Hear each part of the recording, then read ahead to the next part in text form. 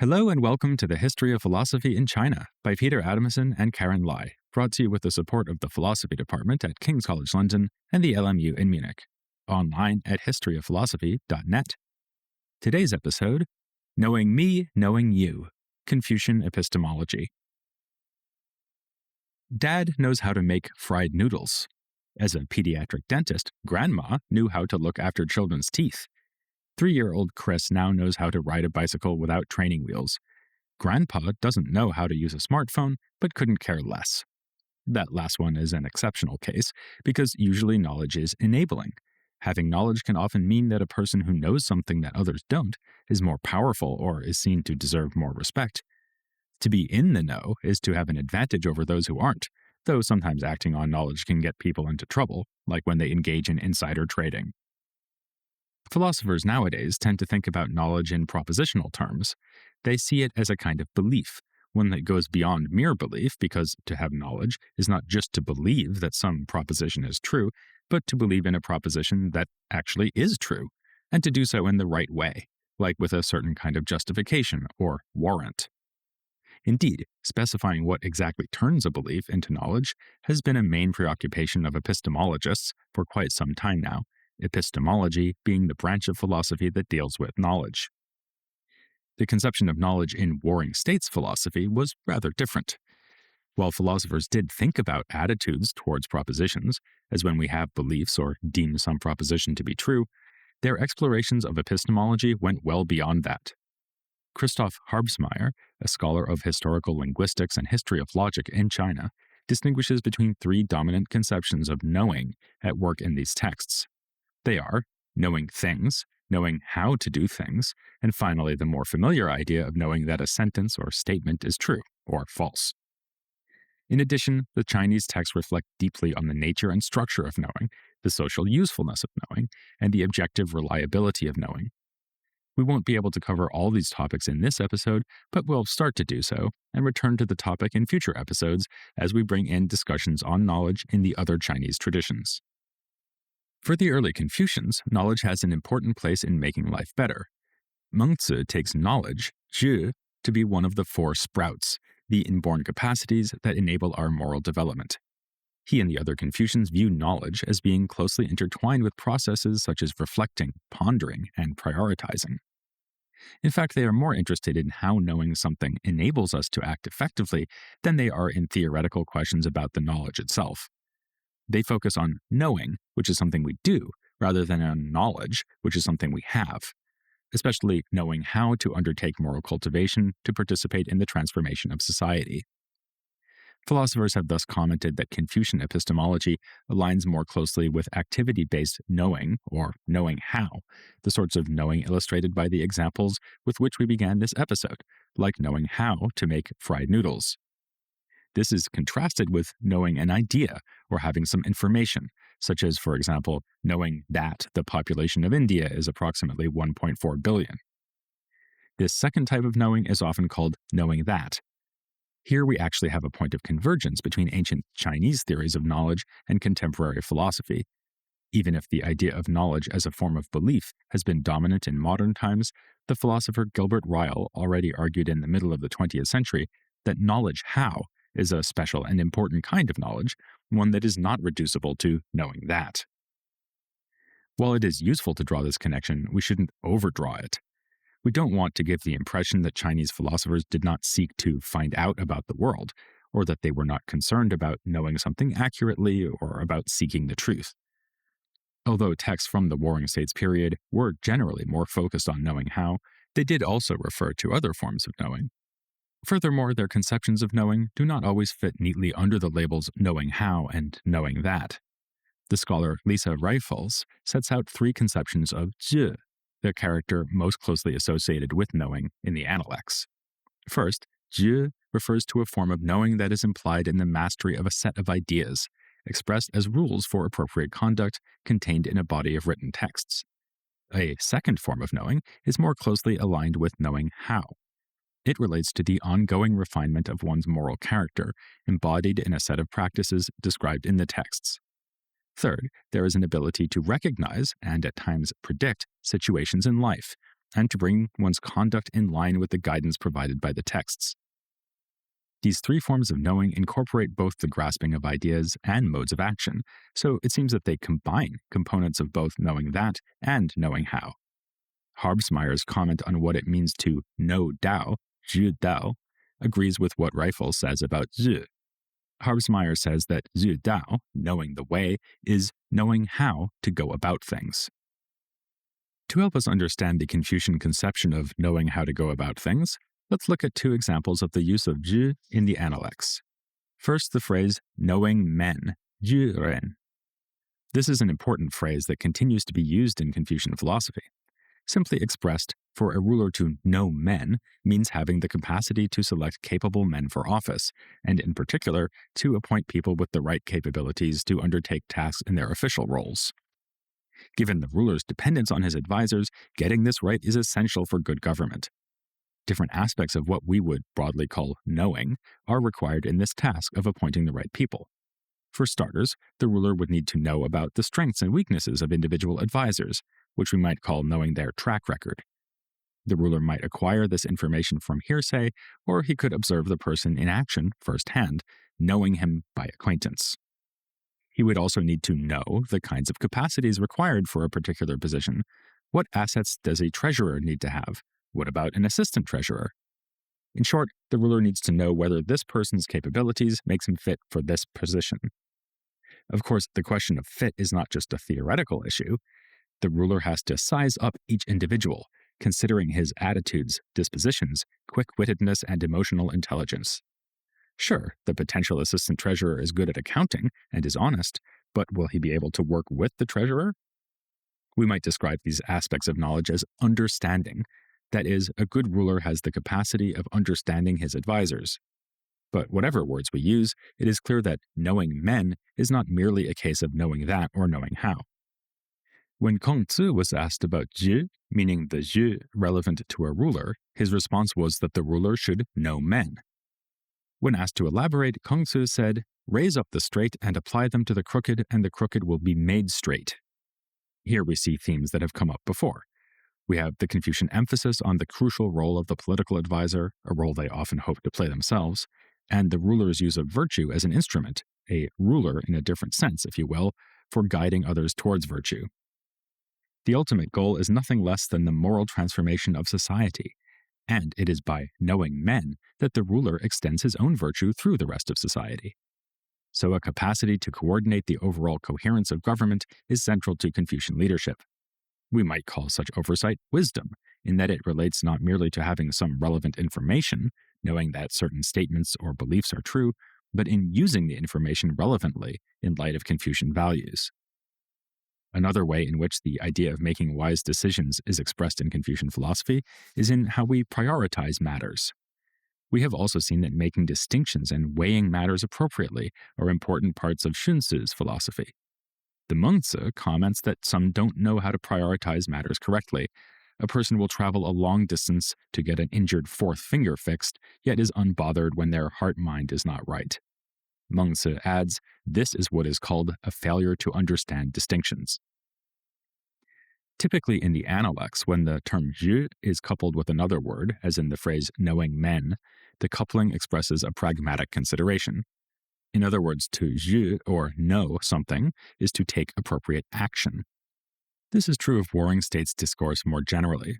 For example, the phrase knowing destiny, zhi ming, which occurs in the Analects and elsewhere, emphasizes the importance of understanding what is given in life. Knowing destiny means properly orientating oneself to the significant changes that can be made within life, rather than dwelling on those aspects of life that cannot be changed. Another example from the Analects is the coupling of zhi with propriety, zhi li.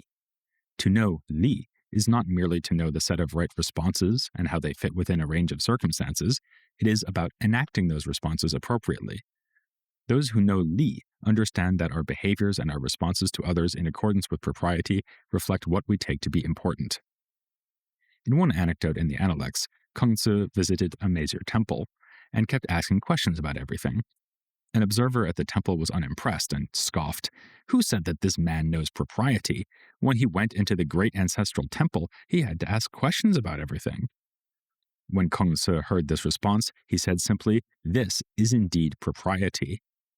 The critic of Kongzi assumed his questions were a sign of ignorance, whereas they were in fact expressions of deference and humility. Both knowing men and knowing propriety involve having relevant knowledge of the issue at hand and knowing how to do some things. For example, Kongzi's asking many questions at the temple implies that he knows that he needs to act according to propriety to express humility, and he also knows how to embody propriety. But these two forms of knowing cannot help us explain Kongzi's asking questions in this case. He took account of the circumstances and acted fittingly. Back before she launched her podcasting career, Karen suggested in a research article that a form of knowing in the Analects, such as in the examples we've just seen, might be best described as knowing to. With the case of Kongzi at the temple, we might say he knew to ask questions. By doing so, he enacted humility and deference. The idea of knowing to brings out the appropriateness of action taken under particular circumstances. Here, a question arises that is similar to the one raised by Ryle's work more than 50 years ago. As we mentioned, philosophers have wondered whether or not knowing how can be reduced to knowing that. For example, perhaps knowing how to make fried noodles could be cashed out as knowing that a long list of propositions is true. It's true that the noodles should be fried in oil. It's true that the oil needs to be hot before the noodles go in, and so on. Or perhaps not. For example, maybe there is no one proposition or set of propositions that expresses the cook's sense of when to stop frying the noodles because they are done. Similarly, here, we can ask whether Kongzi's knowing to ask questions is really just the same as knowing how to show propriety. Consider a cyclist who has been riding for years. One day she encounters a bump on the road. To avoid crashing, she shifts her weight. We may say that she knew to negotiate the bump successfully. This makes knowing to a success concept. That is, we say of someone that they knew to do something only when they have succeeded in doing that very thing. This is not true of knowing how. People who know how to ride bikes do sometimes crash after all. A second difference is that knowing to involves responding to a specific situation, like that particular bump when riding at that speed in those traffic conditions and so on. That the cyclist knew to shift her weight on this occasion doesn't mean that she could get past any bump on any other road. By contrast, knowing how is usually said in reference to general skills like knowing how to ride a bike. A third related point is that knowing to do something implies, well, doing something. You can know how to ride a bike while you're at home, asleep in bed, whereas knowing to shift your weight on a bike means actually shifting your weight. Here we might compare how the good ruler shows that he knows men by knowing to actually appoint specific advisors who can work with one another, rather than appointing each one based on their merits alone. We may also think of knowing to in terms of its timeliness. Although the word refers to time, we do not simply mean that an action was taken at the right time. We use the word timely to express that an action was undertaken fittingly. It is in this sense that Kongzi was called the timely sage by Mengzi. Mengzi said of Kongzi that when it was right to act quickly, he was quick. When it was right to be deliberate, he was deliberate. When it was right to retire, he retired. When it was right to serve, he served. That was Kongzi. Thus, we might say that Kongzi knew to leave the service of a given ruler, because he could see that the ruler would never be brought to the exercise of the kingly way. He left the ruler as soon as this became clear, no sooner and no later, and also in an appropriate fashion. The idea of timeliness has another important aspect to it, which makes knowing to a fitting way to think about epistemology in Confucian philosophy.